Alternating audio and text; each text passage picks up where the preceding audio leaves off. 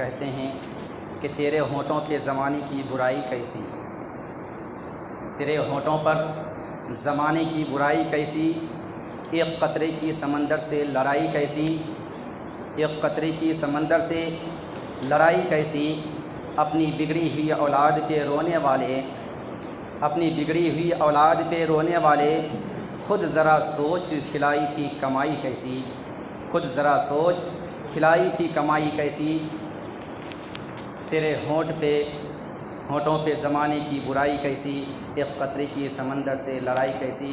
حضرات محترم، ایک واقعہ میں کل پڑھ رہا تھا، اسی واقعہ کو مد نظر رکھتے ہوئے میں نے حدیث پاک لی ہے کہ الحیاء والشعبۃ من الایمان، حیا، یہ جو سامنے میں نماز پڑھ رہے ہیں، سامنے والے کو کئی دفعہ کہا گیا ہے کہ جب کھڑے ہو جائیں یا نماز کا ٹائم قریب ہو، تقریر کا ٹائم قریب ہو، تو سامنے میں کھڑے نہ ہوں۔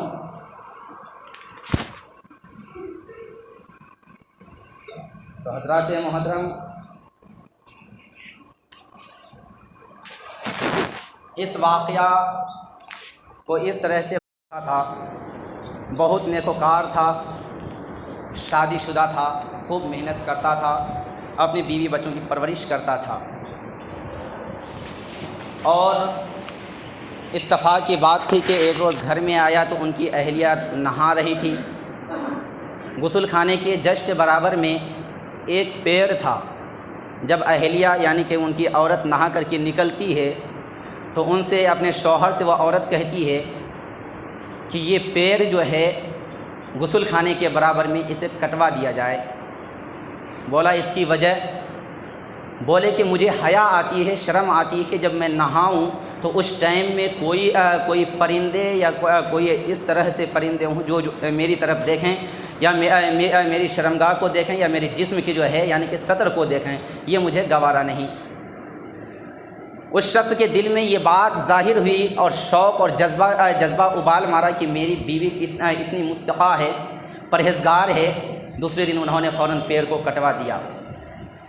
بیچارے ایک مزدور تھے، جانا آنا روزانہ لگا رہتا تھا، جاتے تھے آتے تھے، جاتے تھے آتے تھے۔ ایک روز اتفاق سے وہ عادت کے خلاف، جیسے جو بھی انسان کام پہ جاتے ہیں، ڈیوٹی پہ دوسری جگہ دوسرے کے کام کرنے جاتے ہیں، یا اپنے بھی جن کی ذمہ داری ہے کہ اتنے بجے سے اتنے بجے تک کام کرتے ہیں، تو انہیں سب کو معلوم ہے کہ 6 بجے جائیں گے صبح میں، شام میں 6 بجے آئیں گے۔ ویسے ہی اس عورت کو بھی پتہ تھا کہ ہمارے شوہر صبح کے 6 بجے جائیں گے تو شام کے 6 بجے آئیں گے۔ اتفاق سے اس دن عادت کے خلاف ان کے شوہر آ جاتے ہیں، یعنی کہ آنا چاہیے یہ شام کے 6 بجے، وہ آ گئے دن کے 12 بجے 2 بجے آ گئے۔ دیکھا کیا کہ وہ عورت دوسرے مرد سے ہنسی مذاق کرتی ہوئی نظر آ رہی ہے، دوسرے مردوں سے ہنسی مذاق کر رہی ہے۔ یہ بات کو دیکھ کر کے اس شخص کو گوارا نہ ہوا، فوراً گھر کو چھوڑا اور بغداد کی طرف وہ روانہ ہو جاتا ہے۔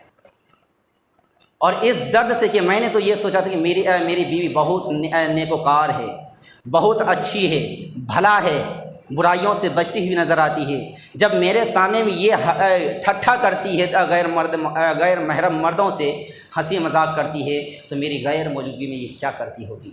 بیوی سے کچھ نہیں کہا، وہاں سے روانہ ہو جاتا ہے، بغداد میں آتا ہے، کاروبار شروع کرتا ہے، جو بھی پیسے تھے اس سے اللہ تبارک و تعالیٰ نے ان کے کاروبار میں اتنی برکتیں دیتا ہے، اتنی برکتیں کہ بغداد کے اندر سب سے بڑا کاروباری ہو جاتا ہے، وہ سب سے بڑا کاروباری ہو جاتا ہے۔ وہ ان کے یہاں سے سب مال لے کر کے جاتے ہیں، بڑے بڑے سیٹھ مال لے کر کے جاتے ہیں۔ اب ہوتا کیا ہے، ایک روز دوسرا سیٹھ آتا ہے، وہ بڑا پریشان رہتا ہے۔ ان سے پوچھا جاتا ہے، یہ شخص پوچھتا ہے، بھائی تو اتنا پریشان کیوں ہے؟ بولے کہ میری دکان سے بہت زیادہ مال جو ہے چوری ہو گئی ہے، بہت زیادہ نقصان ہو چکا ہے۔ وہ سوچتے رہے، دوسرے دن جب پھر آیا، پوچھا گیا کہ بھئی تمہاری دکان میں سب سے زیادہ کون آتے ہیں، تمہارے سب سے زیادہ قریبی کون ہیں، سب سے زیادہ تمہارے دل کے قریب کون ہیں، دکانوں میں کون آتے ہیں؟ بولے ایک بزرگ ہیں، ماشاءاللہ ان کی پرہیزگاری کا علاقے میں نام ہے۔ حضرات محترم، وہ بزرگ کو ایک روز انہوں نے دیکھا چلتے ہوئے دیکھا کیا کہ وہ پیر کی جو ہے انگلی کے بل وہ چل رہے ہیں، پورے پیر کو زمین میں نہیں رکھ رہے ہیں۔ کسی سے پوچھا بھئی ان کا معاملہ کیا ہے، اس طرح سے کیوں چلتے ہیں؟ پوچھا گیا، بولے کہ نیچے ہم پورے قدم کو اس وجہ سے نہیں رکھتے ہیں کہ کوئی چوٹیاں دبائی نہ چلی جائے، کوئی جانور دبائے نہ چلے جائیں، کسی کو میرے پیر کی وجہ سے نقصان نہ ہو جائیں۔ وہ بڑا کاروباری دوسرے دن آیا، کہا کہ یہی تمہارا چور ہے، یہی تمہارا چور ہے۔ بولے وہ کیسے؟ بولے سب سے پہلے ان کے گھر میں جا کر کے تلاشی کرو۔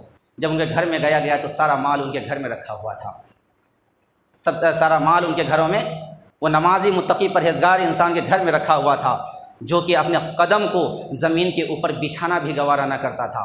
حضرات محترم، جب وہ بڑا سیٹھ اس شخص سے پوچھتا ہے کہ بھئی سیٹھ صاحب آپ کو کیسے پتہ چلا کہ یہی میرا چور ہے؟ کس نے بتایا آپ کو؟ بولا میرے گھر کے پیڑ نے بتایا مجھے، میرے گھر کے آنگن میں جو پیڑ لگا ہوا تھا اس نے بتایا کہ انسان جو دکھنے میں لگتا ہے وہ حقیقت میں اگر ہو جائے، جس طرح سے ہم نماز پڑھتے ہیں اللہ کی عبادت کے لیے، روزہ رکھتے ہیں عبادت اللہ کی عبادت کے لیے، اللہ کی رضا کے لیے، ہم زکوٰۃ حج و خیرات کرتے ہیں اللہ کی عبادت کے لیے، کاش جو چیز ہماری ظاہری ہے وہی ہمارے دل میں بھی ہو جائے۔ تو قسم ہے اللہ کی، جب ہم 313 تھے تو دنیا کو ہم نے تباہ و برباد کیا تھا دشمنان اسلام کو، تو آج تو کروڑوں کی تعداد میں ہیں، جس کی مجال ہوتی کہ ہمارے سامنے وہ دم بھی مار لیتا، مگر ہمارے کردار ایسے ہو چکے ہیں۔ ہم نماز تو پڑھتے ہیں مگر ہماری نماز ویسی نہیں، روزہ تو رکھتے ہیں روزے کی طرح نہیں، زکوٰۃ تو دیتے ہیں مگر مکمل طور پہ ادا نہیں کرتے ہیں، ہر چیز میں دکھاوا نظر آتا ہے۔ جب ہر چیز میں دکھاوا نظر آئے گا تو بتائیے کیا ہمارے اعمال رب کعبہ کی بارگاہ میں قابل قبول ہوگا؟ جب ہمارا مال قابل قبول نہیں ہوگا، ہماری عبادت قابل قبول نہیں ہوگا، جب ہم ایک رب کعبہ کی بارگاہ مقدسہ میں اللہ کی رضا کے لیے اپنے سر کو سجدے میں نہ رکھیں گے، دنیا کو دکھانے کے لیے، دنیا کو دھوکہ دینے کے لیے کریں گے، تو یقین ہے رب کعبہ ہمیں ذلیل و خوار کر دے گا، رسوا کر دے گا۔ اور آج ہم سارے حالات کو دیکھ رہے ہیں۔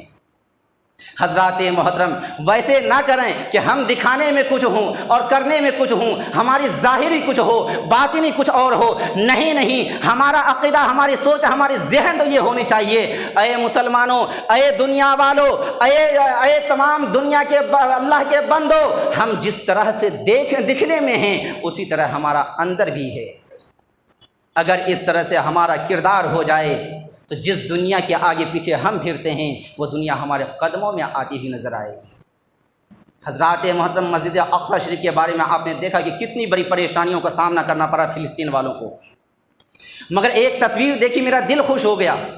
ایک ماں کے لال شہید ہوتا ہے اور وہ ماں جب بیٹے کے جنازے کو رخصت کرتا ہے تو بالکل مسکراتی ہوئی چہرہ مسکراتا ہوا ہے، اور وہاں پہ لکھا ہوا آیا کہ ایک بیٹا نہیں، اگر ہزاروں بیٹا مجھے اللہ تعالیٰ دیتا تو میں راہ خدا کے لیے قربان کر دیتی، شہید کر دیتی۔